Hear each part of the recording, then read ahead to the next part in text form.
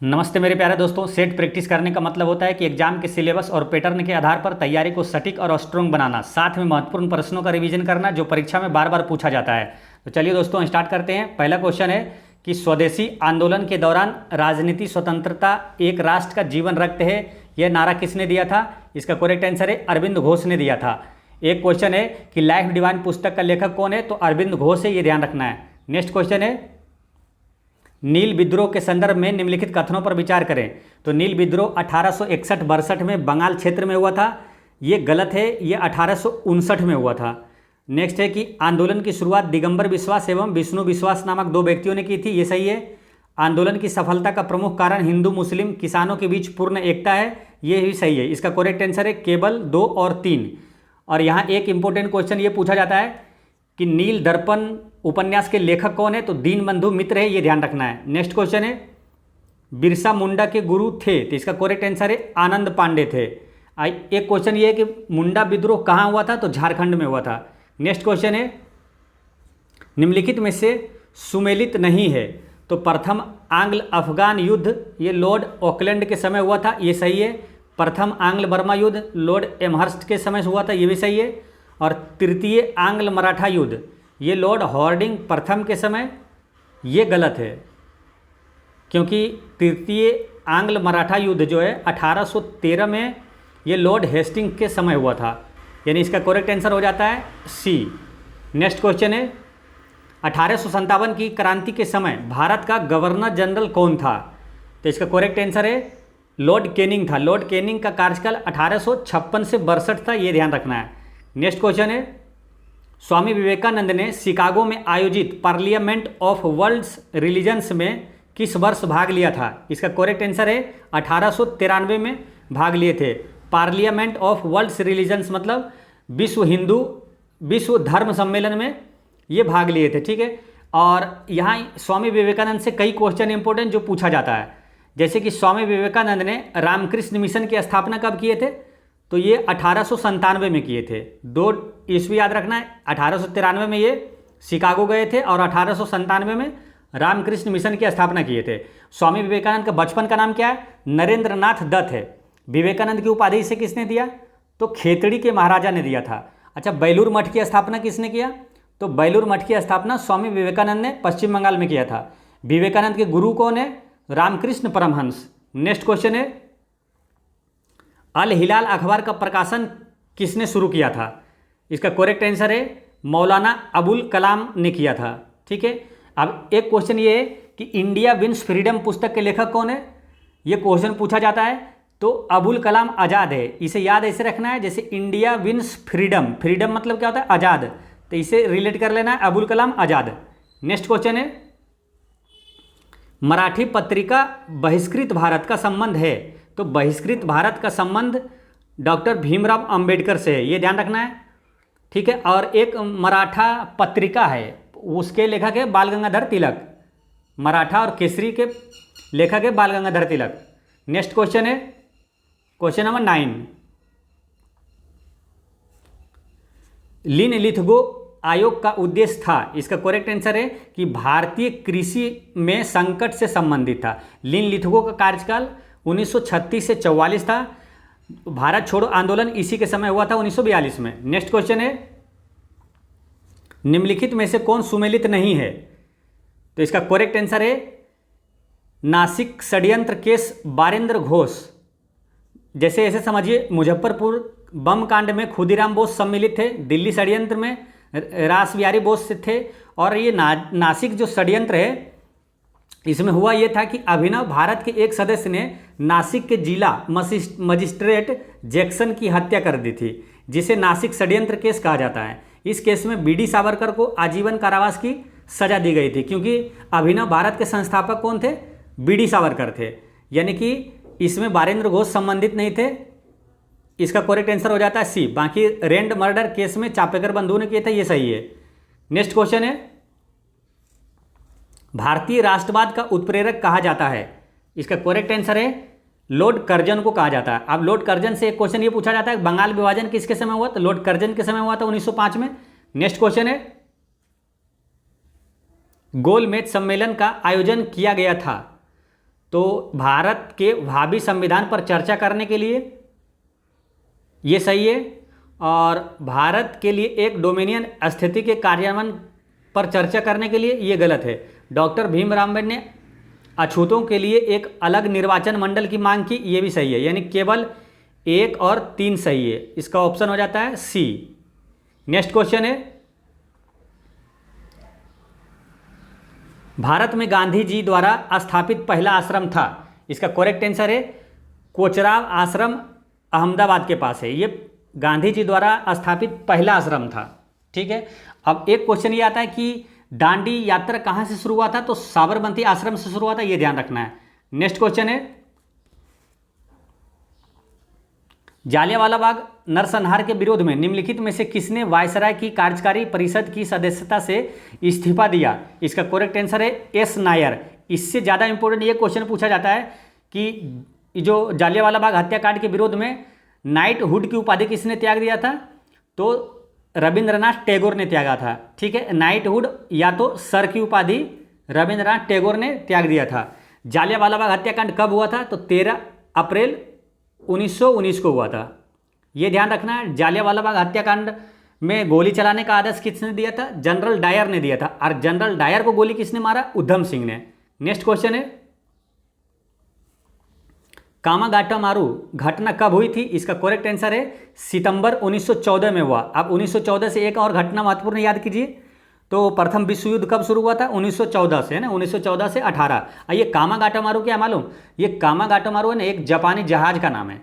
Next question है, इसमें मिलान करना है, कौन सुमेलित नहीं है, तो तहजीब उल अखलाक, ये इसके संस्थापक मोहम्मद अली जिन्ना है, ये सही है।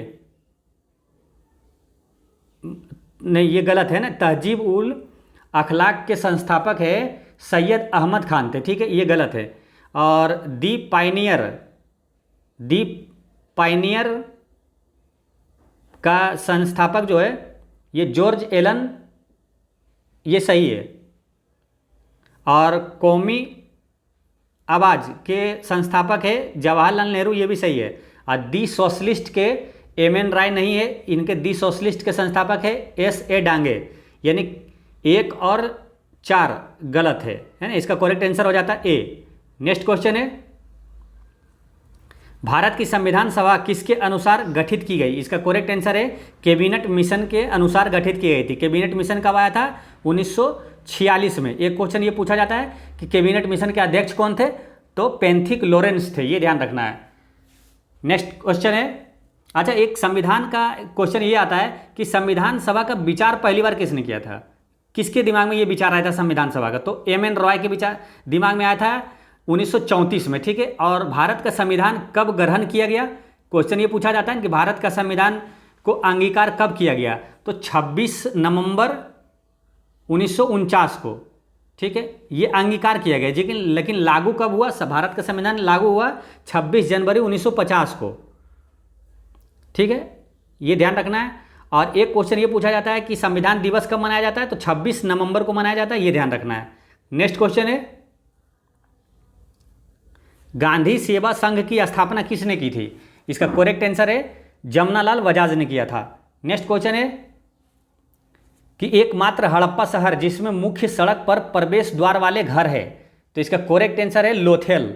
लोथल गुजरात में है। और इससे एक इंपॉर्टेंट क्वेश्चन ये भी पूछा जाता है कि हड़प्पा सभ्यता का सबसे बड़ा बंदरगाह कौन सा है, तो लोथल है, ये ध्यान रखना है। अच्छा, लोथल गुजरात में है, भोगवा नदी के किनारे है, और लोथल की खोज किया था रंगनाथ राव ने किया था, ये ध्यान रखना है। नेक्स्ट क्वेश्चन है,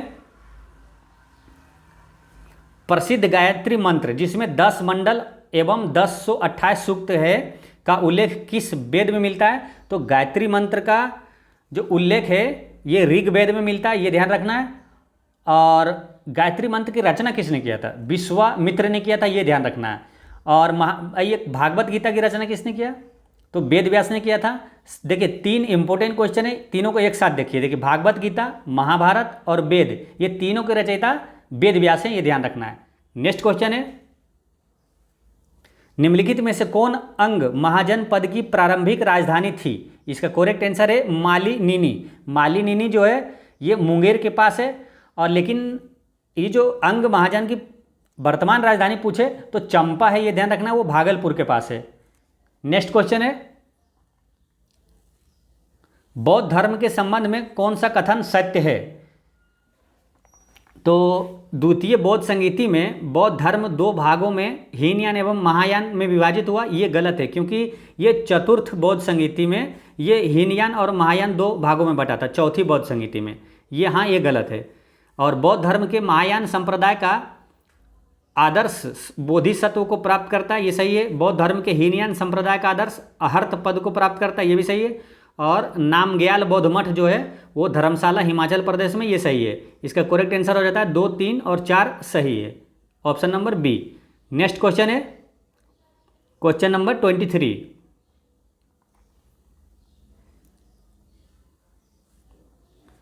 परम भागवत की उपाधि ग्रहण करने वाला पहला गुप्त शासक था, तो इसका करेक्ट आंसर है चंद्रगुप्त द्वितीय। ठीक है, चंद्रगुप्त द्वितीय ऑप्शन में बी में है। ठीक है, लेकिन बुक में इसका आंसर दिया था उपर्युक्त में से कोई नहीं, यानी ये गलत है ना, ये ऑप्शन नंबर ये दिया था, बुक में इसका गलत आंसर दिया हुआ है, लेकिन एनसीईआरटी के अनुसार चंद्रगुप्त द्वितीय इसका आंसर होता है। ठीक है, परम भागवत की उपाधि ग्रहण करने वाला है चंद्रगुप्त द्वितीय। एक क्वेश्चन ये पूछा जाता है कि भारत का नेपोलियन किसे कहा जाता है? तो समुद्रगुप्त को कहा जाता है। और ईरान का नेपोलियन किसे कहा जाता है? नादिर शाह को कहा जाता है। नेक्स्ट क्वेश्चन है, कलिंग नरेश खारवेल का संबंध था, इसका करेक्ट आंसर है चेदी वंश से था। ठीक है, एक क्वेश्चन ये पूछा जाता है कि हाथी गुम्फा अभिलेख किससे संबंधित है? तो खारवेल से संबंधित है। नेक्स्ट क्वेश्चन है कि निम्नलिखित में से किस शासक को वर्ण व्यवस्था का रक्षक कहा जाता है? इसका करेक्ट आंसर है गौतमी पुत्र सातकर्णी को कहा जाता है वर्ण व्यवस्था का रक्षक। ये गौतमी पुत्र सातकर्णी किस वंश का शासक था? तो सातवाहनों का ये तीसरा शासक था, सातवाहन वंश का। ठीक है, सातवाहन वंश के संस्थापक कौन है? सिमुक है। ठीक है, सातवाहन वंश से एक इंपॉर्टेंट क्वेश्चन पूछा जाता है कि सीसा और पोटीन का सिक्का सबसे पहले किसने चलाया? तो सातवाहनों ने चलाया था। नेक्स्ट क्वेश्चन है, किस चोल शासक ने बंगाल की खाड़ी को चोल झील में बदल दिया? तो इसका करेक्ट आंसर है राजेंद्र प्रथम, जो कि ऑप्शन में है नहीं, तो इसका करेक्ट आंसर हो जाता है ई। ठीक है, बंगाल की खाड़ी को चोल झील में बदला था राजेंद्र प्रथम ने। ठीक है, और एक क्वेश्चन यहाँ ये पूछा जाता है कि तंजौर का बृहदेश्वर मंदिर का निर्माण किसने करवाया? तो राजराज प्रथम ने करवाया था, ये ध्यान रखना है। ये जो तंजौर का बृहदेश्वर मंदिर है ना, उसे राजराजेश्वर मंदिर भी कहा जाता है। नेक्स्ट क्वेश्चन है, अहिंसा सत्य आस्तेय और परिग्रह निम्नलिखित में से किस जैन तीर्थंकर की शिक्षा है? तो इसका करेक्ट आंसर है पार्श्वनाथ की ये शिक्षा है। पार्श्वनाथ केवें तीर्थंकर थे? तो 23वें तीर्थंकर थे पार्श्वनाथ। ठीक है, और ये जैन धर्म की बात हो रही है, जैन धर्म के संस्थापक कौन है? तो ऋषभदेव है। ठीक है, जो कि प्रथम तीर्थंकर थे। और इम्पोर्टेंट क्वेश्चन एक ये रहता है कि जैन धर्म के 24वें तीर्थंकर कौन थे? तो महावीर स्वामी थे। ठीक है, ये ध्यान रखना है। नेक्स्ट क्वेश्चन है, निम्नलिखित में से कौन सा कार्य बलबन से संबंधित नहीं है? तो उसने रक्त और लोह की नीति अपनाई, ये बिल्कुल सही है। कई बार ये क्वेश्चन पूछा जाता है कि रक्त और लोह की नीति किसने अपनाई? बलबन ने। उसने नवरोज प्रथा को बंद किया, ये गलत है। नवरोज प्रथा को उसने काफ़ी उत्साह के साथ मनाना शुरू किया था, इसका करेक्ट आंसर हो जाता है ये। और इसने सिजदा एवं पाबोस प्रथा चलाई, ये भी सही है। और मंगोलों के विरुद्ध उसने दीवान अर्ज की स्थापना किया था, ये भी सही है। नेक्स्ट क्वेश्चन है, दिल्ली सल्तनत के एकमात्र सुल्तान जिसने अपनी आत्मकथा लिखी वह सुल्तान कौन था? इसका करेक्ट आंसर है फिरोज शाह तुगलक था। फिरोज शाह तुगलक से एक इंपॉर्टेंट क्वेश्चन ध्यान आ रहा है कि ब्राह्मणों पर जजिया कर किसने लगाया सबसे पहले? तो फिरोज शाह तुगलक ने ही लगाया था, ये ध्यान रखना है। नेक्स्ट क्वेश्चन है, निम्नलिखित में से कौन छत्रपति शिवाजी महाराज के अष्टप्रधान में नहीं था? तो इसका करेक्ट आंसर है मुहत्सिब, ये अष्टप्रधान में नहीं था मुहत्सिब। देखिए, एक अष्टप्रधान है ना, एक है अष्टदिग्गज। अष्टदिग्गज किसके दरबार में रहता था? तो अष्टदिग्गज कृष्णदेव राय के दरबार में रहता था, ये ध्यान रखना है। नेक्स्ट क्वेश्चन है, जाप्ती प्रणाली का संबंध था? तो इसका करेक्ट आंसर है राजस्व प्रशासन से संबंधित था जाप्ती प्रणाली। जाप्ती प्रणाली किस मुगल शासक के समय शुरू हुआ था? तो अकबर के समय शुरू हुआ था, ये ध्यान रखना है। नेक्स्ट क्वेश्चन है, भारतीय उपमहाद्वीप में कृषि का सबसे प्राचीन प्रमाण कहाँ से मिलता है? इसका करेक्ट आंसर है लहुरा देव, यूपी से मिलता है, ठीक है। और गेहूं के सबसे पुराने साक्ष्य कहाँ से मिला है? तो मेहरगढ़ से मिला, ये भी ध्यान रखना है। नेक्स्ट क्वेश्चन है, सम्राट अशोक ने राष्ट्रीय भाषा एवं लिपि के रूप में निम्न में से किसका प्रयोग किया? तो इसका करेक्ट आंसर है राष्ट्रीय भाषा के रूप में पाली भाषा को उपयोग किए थे और लिपि के रूप में ब्राह्मणी लिपि का उपयोग किए थे। इसका करेक्ट आंसर है ए, ठीक है। अब एक क्वेश्चन ये पूछा जाता है कि ब्राह्मणी लिपि कैसे लिखा जाता है? तो बाएं से दाएं लिखा जाता है, ये ध्यान रखना, ब्राह्मणी लिपि। और खरोष्ठी लिपि जो है वो दाएं से बाएं लिखा जाता है। और बिहार एसएससी सीजीएल में एक क्वेश्चन ये पूछा था कि सिंधु घाटी सभ्यता की लिपि कैसी है? तो वो दाएं से बाएं लिखी जाती है, ये ध्यान रखना है। सिंधु घाटी सभ्यता दाएं से बाएं लिखी जाती है। नेक्स्ट क्वेश्चन है कि प्रसिद्ध नाटक मृच्छकटिकम किसने लिखा था? इसका करेक्ट आंसर है शूद्रक ने लिखा था, ठीक है। मृच्छकटिकम के लेखक कौन है? शूद्रक। अब यहाँ है कालिदास, यहाँ से भी इंपॉर्टेंट क्वेश्चन पूछा जाता है, ठीक है। तो कालिदास किसकी रचना किए थे? तो ये काफ़ी पुस्तक की रचना किए थे, इंपॉर्टेंट जो पूछा जाता है, जैसे मेघदूतम, रघुवंशम, कुमार संभवम और अभिज्ञान शकुंतलम। सारे पुस्तक में एक चीज़ ध्यान रखिएगा, लास्ट में ने मेघदूतम एक जैसा स्वर आ रहा है। मेघदूतम, रघुवंशम, कुमार संभवम, अभिज्ञान शकुंतलम के लेखक कौन है? कालिदास है, ठीक है। और बुद्ध चरित्र के लेखक है अश्वघोष और मिताक्षरा के लेखक है विज्ञानेश्वर। नेक्स्ट क्वेश्चन है कि भारत का मैनचेस्टर कहा जाता है? तो इसका करेक्ट आंसर है अहमदाबाद को कहा जाता है। दोस्तों, तैयारी करने का बेहतर तरीका यही होता है कि जब भी आपके सामने कोई क्वेश्चन आए तो उससे रिलेटेड जितने भी क्वेश्चन पूछा जाता है, जितने भी इंपॉर्टेंट है यार, खास करके जिसमें कन्फ्यूजन होता है, वो सबको एक साथ रिवीजन करना चाहिए। जैसे भारत का मैनचेस्टर यहाँ पूछा है, तो भारत का मैनचेस्टर तो अहमदाबाद को कहा जाता है, लेकिन क्वेश्चन ये भी आता है ना कि उत्तर भारत का मैनचेस्टर किसे कहा जाता है, दक्षिण भारत का मैनचेस्टर किसे कहा जाता है। तो इस सारे को एक साथ ध्यान रखना है। उत्तर भारत का मैनचेस्टर कानपुर को कहा जाता है और दक्षिण भारत का मैनचेस्टर कोयम्बटूर को कहा जाता है। नेक्स्ट क्वेश्चन है कि भारत में राष्ट्रीय आय की गणना करता है? तो ये करता है CSO, राष्ट्रीय सांख्यिकी कार्यालय, ठीक है। केंद्रीय सांख्यिकी संगठन भी कहते हैं इसे, CSO। इसका ऑप्शन है ऑप्शन नंबर सी, इसका करेक्ट आंसर है, ठीक है। अब एक क्वेश्चन ये आता है ना कि भारत में राष्ट्रीय आय की गणना सबसे पहले किसने किया था? तो दादा भाई नेहरू जी ने किया था। प्रति व्यक्ति आय कितना आकलन लगाया था? वो 20 रुपये लगाया था। ये भी क्वेश्चन पूछा हुआ है, ये ध्यान रखना है। नेक्स्ट क्वेश्चन है 2011 की जनगणना के अनुसार भारत में सबसे अधिक शहरी जनसंख्या निम्न में से किस राज्य में है? इसका करेक्ट आंसर है महाराष्ट्र में है, ये ध्यान रखना है। नेक्स्ट क्वेश्चन है गेहूं का वानस्पतिक नाम क्या है? इसका करेक्ट आंसर है ट्रिटिकम एस्टिवम। गेहूं का वानस्पतिक नाम ट्रिटिकम एस्टिवम है। अच्छा, धान का वानस्पतिक नाम क्या है? तो धान का वानस्पतिक नाम है ओराइजा सेटाइबा, ओराइजा सेटाइबा। नेक्स्ट क्वेश्चन है कि संगीत कला अकादमी की स्थापना किस वर्ष हुआ था? इसका करेक्ट आंसर है 1952 में हुआ था। नेक्स्ट क्वेश्चन है कि ब्रेल लिपि में मोटे कागज पर उभरे हुए बिंदु बने होते हैं। यह लिपि आधारित होती है 6 बिंदुओं पर आधारित होती है। अब ब्रेल लिपि दिवस कब मनाया जाता है ये भी पूछा जाता है, तो 4 जनवरी को मनाया जाता है, ये ध्यान रखना है। नेक्स्ट क्वेश्चन है 41, प्राथमिक स्तर पर भाषा सिखाने की सर्वश्रेष्ठ विधि है? इसका करेक्ट आंसर है कि बच्चों को भाषा का प्रयोग करने के विविध अवसर देना, ठीक है। अब ये प्राथमिक स्तर पर भाषा सिखाने का सर्वश्रेष्ठ विधि है कि बच्चों को भाषा का प्रयोग करने के विविध अवसर देना। अब यहाँ 2-3 इंपॉर्टेंट क्वेश्चन पूछा जाता है कि किस अनुच्छेद के तहत प्राथमिक स्तर पर मातृभाषा में शिक्षा देने का प्रावधान है? तो इसका आंसर क्या होगा?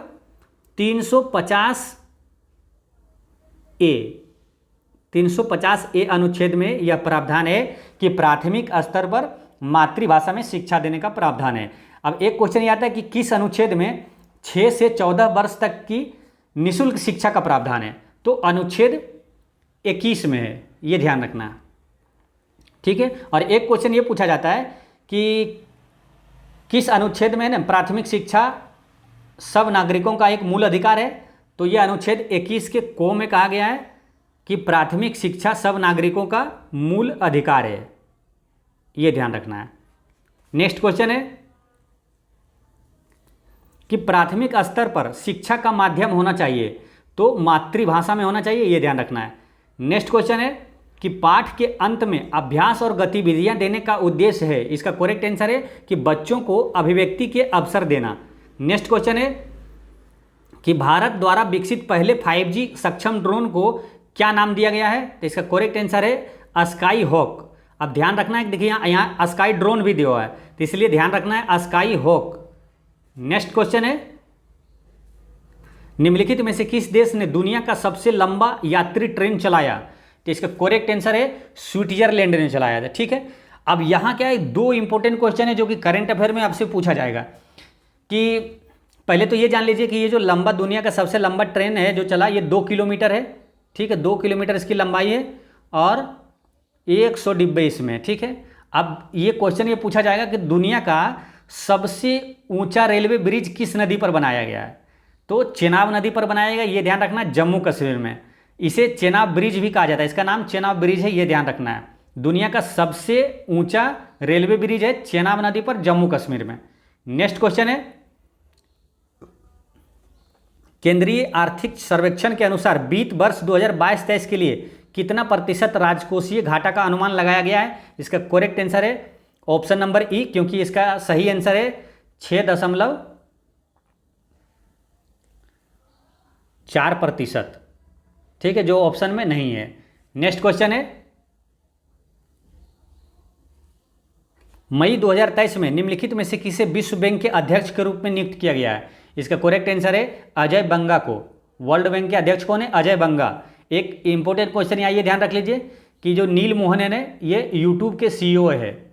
नेक्स्ट क्वेश्चन है बिहार सरकार द्वारा वर्ष 2023-24 के लिए लगभग ₹1.5 के कुल परिव्यय के साथ राज्य का बजट पेश किया गया, तो इसका करेक्ट आंसर है 2.62 लाख करोड़। नेक्स्ट क्वेश्चन है निम्नलिखित में से कौन सा एक खनिज है जो रक्तचाप को नियंत्रित करने के लिए महत्वपूर्ण है? इसका करेक्ट आंसर है सोडियम। ध्यान रखना है, रक्तचाप को नियंत्रित करने के लिए सोडियम। ठीक है, और एक क्वेश्चन ये आता है कि रक्तचाप को नियंत्रित करने वाली ग्रंथि कौन सा है? तो अधिभृत ग्रंथि, जिसे एड्रिनल ग्रंथि कहा जाता है, ये ध्यान रखना है। नेक्स्ट क्वेश्चन है क्वेश्चन नंबर 50, निम्नलिखित में से कौन सा एक अतिरिक्त गुणसूत्र 21 की उपस्थिति के कारण होने वाला एक आनुवांशिक विकार है? तो इसका करेक्ट आंसर है डाउन सिंड्रोम।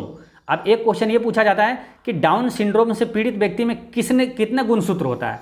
तो एक गुणसूत्र क्या होता है ना, उसमें बढ़ जाता है। ये जो गुणसूत्र 21 से बढ़ जाता है, जैसे कि जनरली मनुष्य में गुणसूत्र होता है 46, लेकिन डाउन सिंड्रोम से पीड़ित व्यक्ति में 47 गुणसूत्र हो जाता है, ये ध्यान रखना है। नेक्स्ट क्वेश्चन है बीज वाले पौधों में नर गेमेटोफाइट को आमतौर पर कहा जाता है? इसका करेक्ट आंसर है पराग कहा जाता है। नेक्स्ट क्वेश्चन है कि फूल वाले पौधों में अंडाशय विकसित होता है, तो फूल वाले पौधों में ने अंडाशय फल बन जाता है, ये ध्यान रखना है। नेक्स्ट क्वेश्चन है निम्नलिखित में से कौन प्रकाश संश्लेषण की प्रकाश रासायनिक क्रिया का उत्पाद है? इसका करेक्ट आंसर है ऑक्सीजन। और एक चीज यहां ध्यान रखना है, ऑक्सीजन से संबंधित इंपॉर्टेंट क्वेश्चन है कि मानव शरीर में सबसे ज्यादा कौन सी तत्व पाया जाता है? ऑक्सीजन। ठीक है, और भूपर्पृष्ठि में सबसे ज्यादा पाया जाने वाला तत्व कौन सा है? ऑक्सीजन है। ठीक है, यानी ऐसे समझिए कि मानव शरीर और भूपर्पृष्ठि में दोनों में सबसे ज्यादा पाए जाने वाला तत्व है ऑक्सीजन। ऑक्सीजन की खोज किसने किया? प्रिस्टले।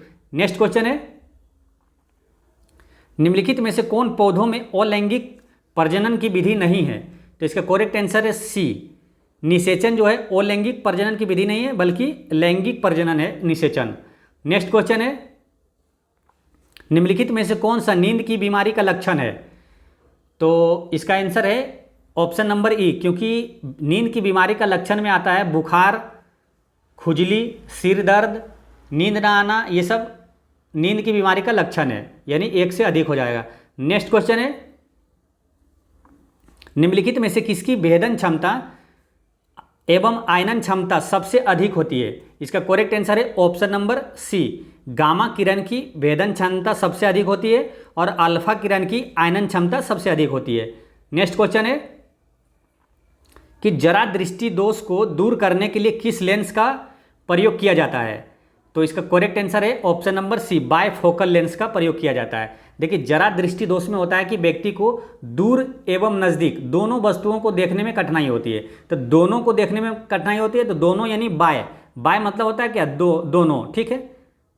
जैसे ट्राई मतलब होता है ना तीन, तो बायफोकल, इसीलिए इसमें ठीक करने के लिए बायफोकल लेंस का प्रयोग किया जाता है। और दूरदृष्टि को ठीक करने के लिए उत्तल लेंस और निकट दृष्टि को ठीक करने के लिए अवतल लेंस का प्रयोग किया जाता है। नेक्स्ट क्वेश्चन है प्रकाश वर्ष किसकी इकाई है। तो दूरी की इकाई है। अब एक क्वेश्चन ये पूछा जाता है ना कि दूरी मापने की सबसे बड़ी इकाई क्या है, तो पारसेक है, ये ध्यान रखना है। एक पारसेक बराबर होता है 3.26 प्रकाश वर्ष, ये ध्यान रखना है। नेक्स्ट क्वेश्चन है कि आधुनिक आवर्त सारणी में वर्ग एवं आवर्त की संख्या क्रमशः है। तो इसका करेक्ट आंसर है ऑप्शन नंबर ए, यानी कि वर्ग 18 है और आवर्त 7 है, ये ध्यान रखना है। नेक्स्ट क्वेश्चन है 60, अशुद्धियों की उपस्थिति में किसी पदार्थ के गलनांक को कैसे प्रभावित करती है। तो इसका करेक्ट आंसर है कि अशुद्धियों की उपस्थिति में गलनांक घट जाता है। नेक्स्ट क्वेश्चन है कि निकट दृष्टि दोष को ठीक करने के लिए किस प्रकार के लेंस का उपयोग किया जाता है।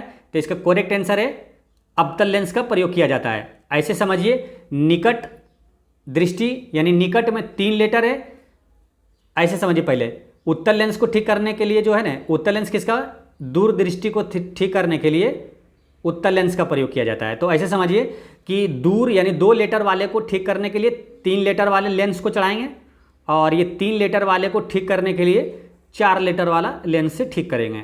नेक्स्ट क्वेश्चन है उस उपकरण का क्या नाम है जो ध्वनि तरंगों को विद्युत संकेत में परिवर्तित करता है। इसका करेक्ट आंसर है माइक्रोफोन। नेक्स्ट क्वेश्चन है कि ग्लूकोज के एक अणु में ऑक्सीजन के निम्नलिखित में से कितने परमाणु पाए जाते हैं। इसका करेक्ट आंसर है 6।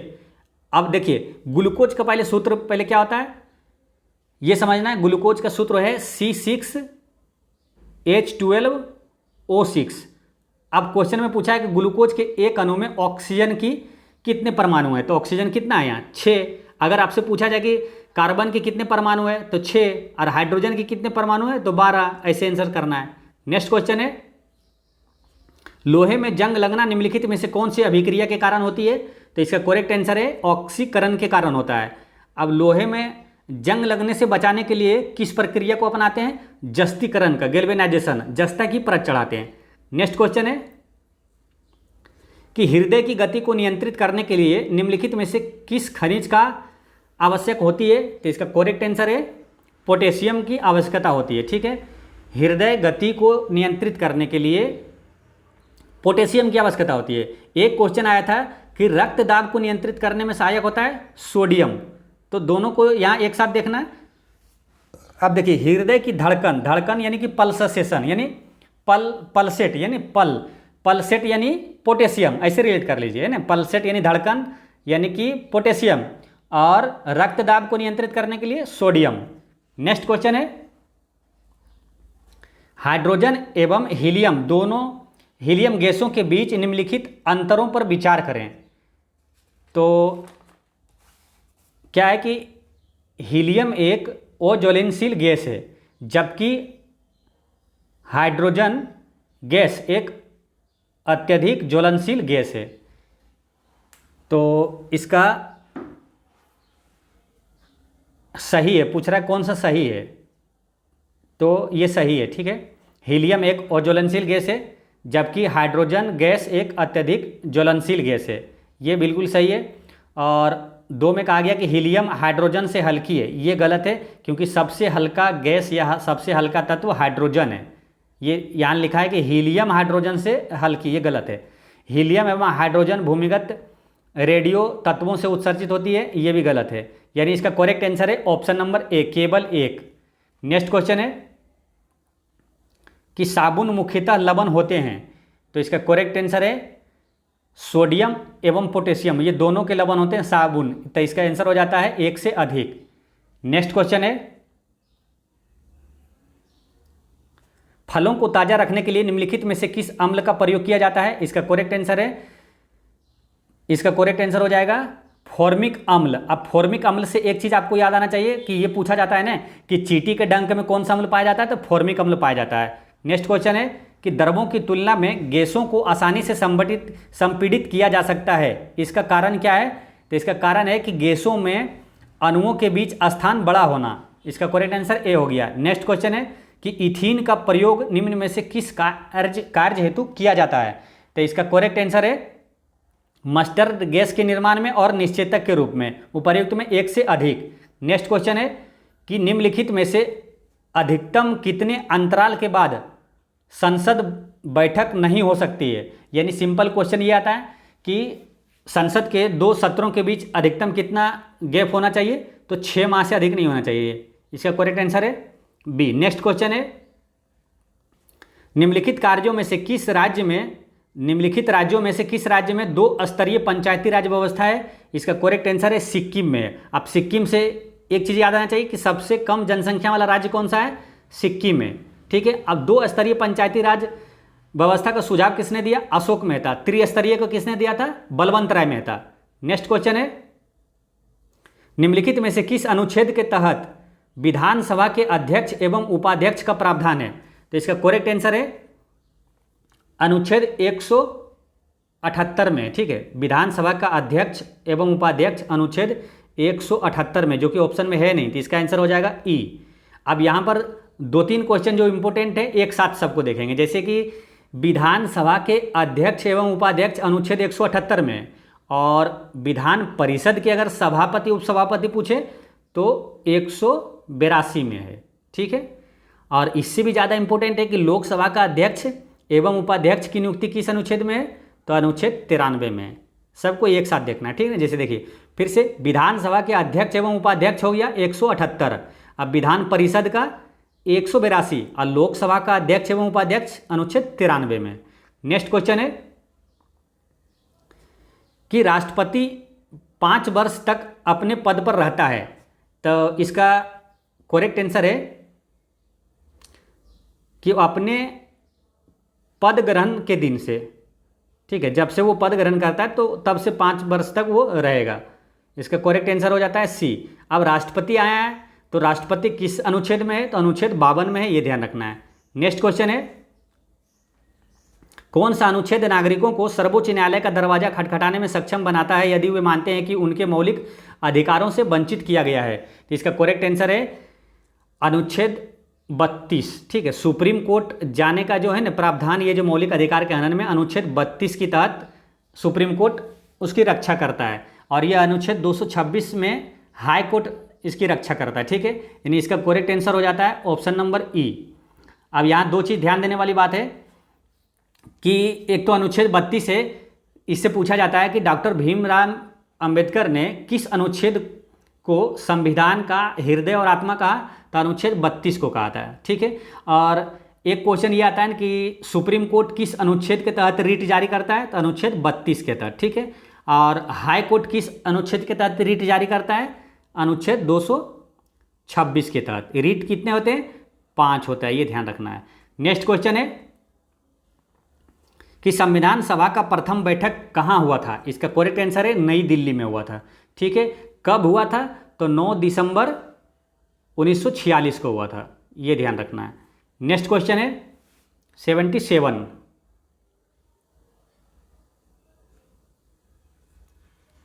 निम्नलिखित में से कौन सा भारत के राष्ट्रपति के निर्वाचन मंडल का तो भाग है किंतु महाभियोग अभिकरण का भाग नहीं है? तो इसका करेक्ट आंसर है राज्य की विधानसभा। देखिए एक क्वेश्चन ये आता है कि राष्ट्रपति के निर्वाचन मंडल में कौन कौन भाग लेता है? तो लोकसभा और राज्यसभा के निर्वाचित सदस्य और राज्य की विधानसभा के निर्वाचित, ये तीनों भाग लेता है, लेकिन महाभियोग में इसको शामिल नहीं किया जाता है, ये ध्यान रखना है। और एक चीज़ ये ध्यान रखना है, क्वेश्चन ये इंपॉर्टेंट क्वेश्चन पूछा जाता है कि राष्ट्रपति पर महाभियोग किस अनुच्छेद के तहत लगाया जाता है? तो अनुच्छेद 61 के तहत है। नेक्स्ट क्वेश्चन है राष्ट्रीय न्यायिक नियुक्ति आयोग अधिनियम, जिसे सर्वोच्च न्यायालय द्वारा निरस्त कर दिया गया, निम्नलिखित में से किस संविधान संशोधन अधिनियम द्वारा लाया गया था? इसका करेक्ट आंसर है 99वां संविधान संशोधन अधिनियम के द्वारा लाया गया था। ठीक है। अच्छा, ये 100वां संविधान संशोधन अधिनियम में क्या है? तो इसमें है कि भारत बांग्लादेश के बीच है ना भूमि सीमा संधि जो हुआ था, ये 100वें संविधान संशोधन अधिनियम के तहत हुआ था। नेक्स्ट क्वेश्चन है, संसद सदस्य चुने जाने के लिए एक व्यक्ति को किस आयु से कम नहीं होना चाहिए? अब संसद सदस्य चुने जाने के लिए, तो संसद सदस्य में इसका करेक्ट आंसर क्या हो जाएगा? ऑप्शन नंबर सी 25 वर्ष। अब देखिए यहाँ 2-3 क्वेश्चन है इंपॉर्टेंट जो एक साथ समझिए।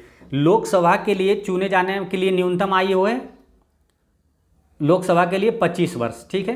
राज्यसभा के लिए 30 वर्ष न्यूनतम आयु। उसी तरह राज्य में होता है विधानसभा में 25 वर्ष और विधान परिषद में 30 वर्ष न्यूनतम आयु, ये ध्यान रखना है। नेक्स्ट क्वेश्चन है, भारत के संविधान के किस अनुसूची में दल बदल विरोधी कानून विशेष प्रावधान दिया गया है?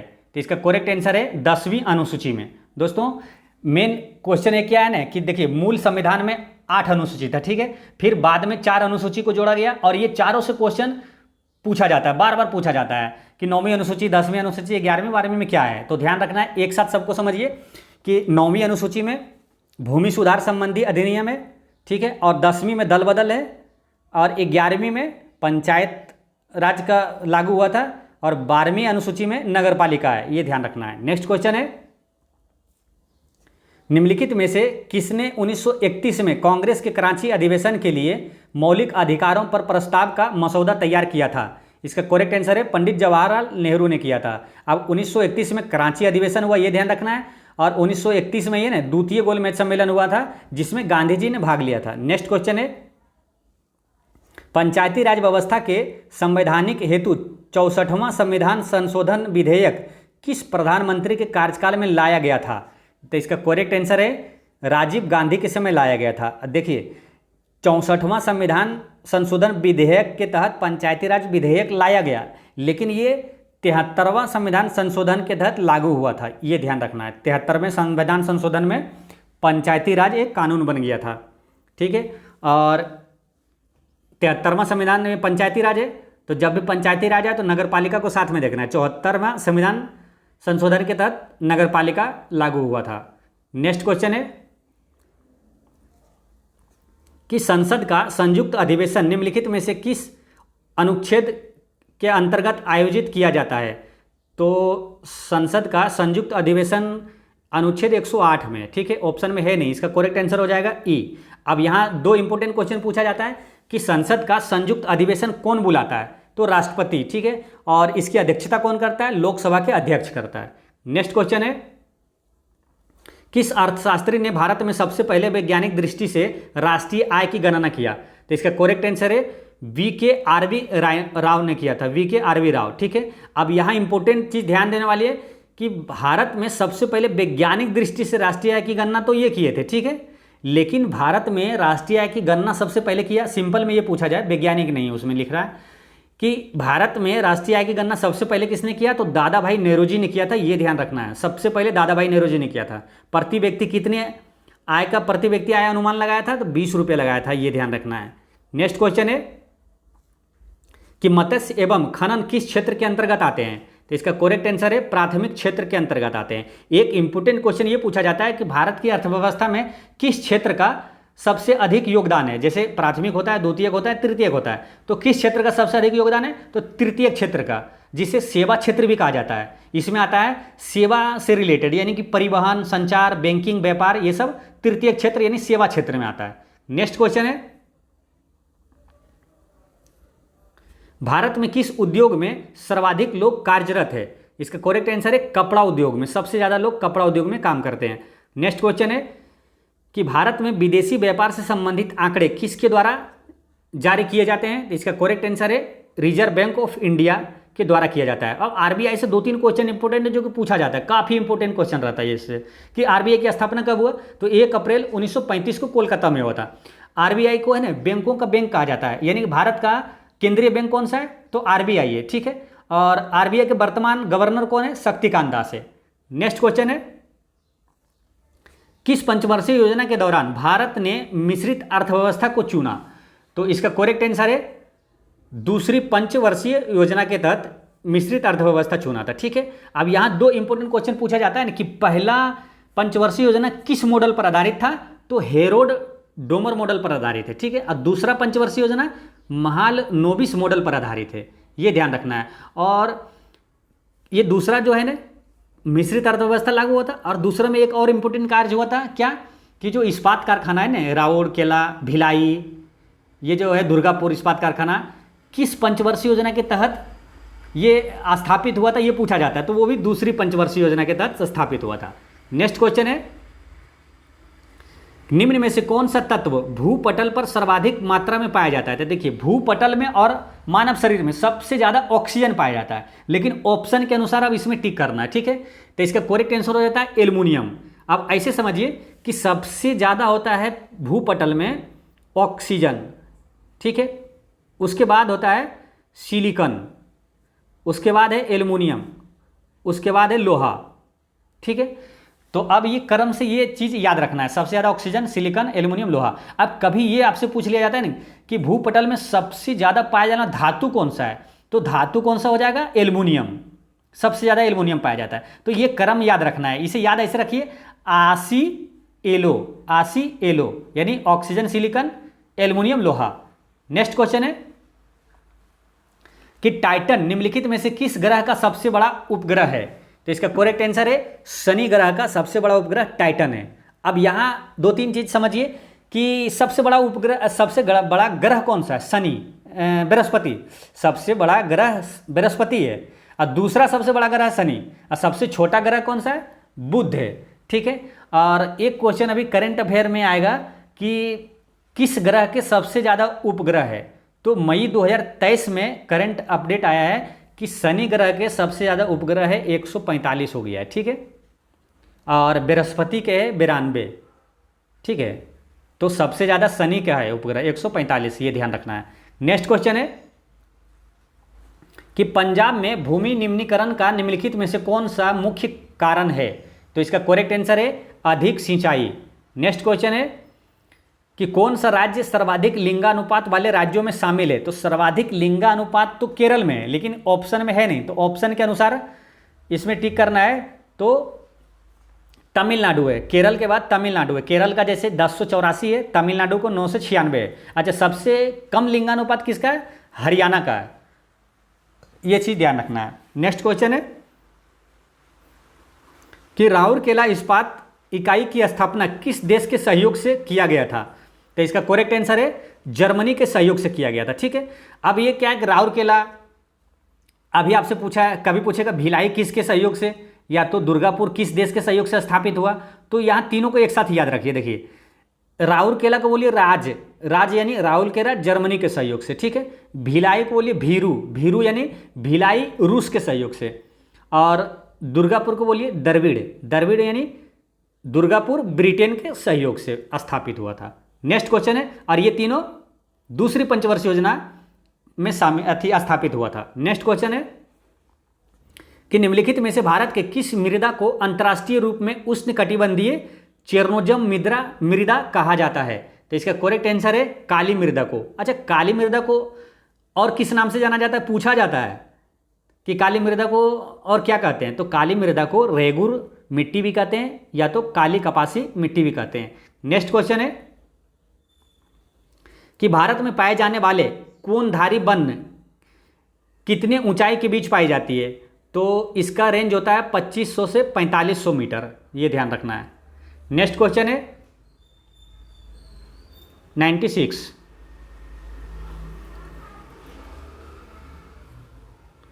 कि पेंटागोनिया का पठार निम्नलिखित में से किस देश में स्थित है, तो इसका करेक्ट आंसर है अर्जेंटीना में है। पेंटागोनिया का पठार अर्जेंटीना में है। अब यहाँ एक क्वेश्चन ये पूछा जाता है कि विश्व का सबसे बड़ा और ऊंचा पठार कौन सा है, तिब्बत का पठार। इसे इस तरह भी पूछा जाता है कि दुनिया का छत किसे कहा जाता है, तो पामीर का पठार को कहा जाता है, जो तिब्बत में है, तिब्बत के पठार को ही पामीर का पठार कहा जाता है। नेक्स्ट क्वेश्चन है निम्नलिखित में से कौन सा कार्य पेड़ पौधों का नहीं है? तो इसका करेक्ट आंसर है ऑक्सीजन, सी है, ये तो सही है। इसका करेक्ट आंसर है सी, वायु को प्रदूषित ये नहीं करता है। पेड़ पौधों का कार्य वायु को प्रदूषण करना, ये इसका कार्य नहीं है। बाकी कार्बन डाइऑक्साइड का अवशोषण करता है, सौर का अवशोषण ये कर सकता है, और ऑक्सीजन विमुक्त करता है। नेक्स्ट क्वेश्चन है, रियो डी जेनेरो में संपन्न अंतर्राष्ट्रीय सम्मेलन था। तो इसका करेक्ट आंसर है संयुक्त राष्ट्र पर्यावरण एवं विकास सम्मेलन। अब ये रियो डी जेनेरियो कहाँ है? ब्राजील में, ये ध्यान रखना है। नेक्स्ट क्वेश्चन है कि राष्ट्रीय पर्यावरण अभियांत्रिकी शोध संस्थान अवस्थित है। इसका करेक्ट आंसर है नागपुर में है। अब नागपुर को क्या कहा जाता है मालूम? ऑरेंज सिटी या नारंगी नगर किसे कहा जाता है? नागपुर को। ये संतरे के लिए फेमस है। नेक्स्ट क्वेश्चन है कि विश्व मौसम विज्ञान संगठन का मुख्यालय अवस्थित है। तो इसका करेक्ट आंसर है जेनेवा में। ठीक है, जेनेवा में कई इंपोर्टेंट संस्था का, संगठन का मुख्यालय है, जैसे विश्व मौसम विज्ञान का जेनेवा में है। अगर आपसे पूछे विश्व स्वास्थ्य संगठन यानी WHO का मुख्यालय जेनेवा में है। वर्ल्ड ट्रेड ऑर्गेनाइजेशन यानी WTO का मुख्यालय कहाँ है? तो जेनेवा में है। ये ध्यान रखना है। इस तरह सटीक 100 MCQ होता है समाप्त। पिछले वीडियो में मैंने आपसे एक क्वेश्चन पूछा था कि महात्मा गांधी द्वारा चंपारण सत्याग्रह कब प्रारंभ किया गया? तो इसका करेक्ट आंसर है 1917 में।